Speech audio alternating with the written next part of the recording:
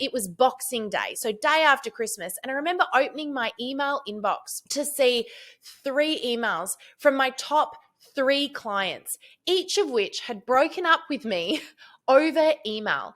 As nice as they could, relationships still maintained, but each of them had simply said, we're really busy at the moment. We don't see a need for any further marketing. So we're just going to put a little pin in it for a while. And they literally canned the business straight away. So they didn't want their social media managed for them. They were literally just going to put it on hold. Now, for me, this was like someone literally punched me in the gut because my top 3 clients were gone overnight. Over 70% of my income each month was gone and I had nothing to replace it.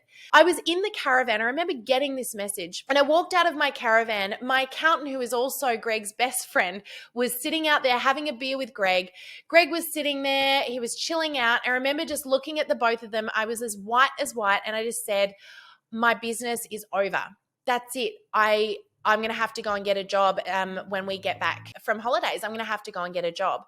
And they both sort of looked at me for a moment. And I remember just seeing this little smile creep on both of their faces.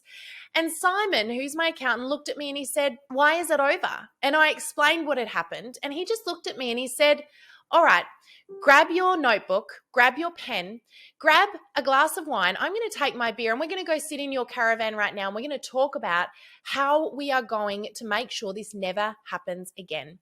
He said, you can do it. I've watched you do it and I know that business is your thing and I don't want to see you go and get a job with anybody else. So the 2 of them pulled me into the caravan and we literally sat there and we planned a new business. And what do you know? That is where our courses were born. We had to find a way to bring revenue into our business that didn't rely on fickle clients anymore. That meant that we could control what we did, but more importantly, we could do what we loved. And that was part of my why, part of my mission in my business, to cause to grow and become greater.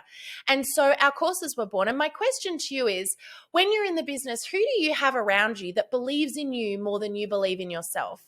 Who do you have that can help you get out of your own head and stop and have a look at those problems that seem suffocating, that seem like there's no way you can overcome them, and take them to new meaning, use them for further growth? The thing was that was the moment I learned a different lesson. And it was this: sometimes you've got to pick yourself and dust yourself up, but you also need to be able to find the blessing.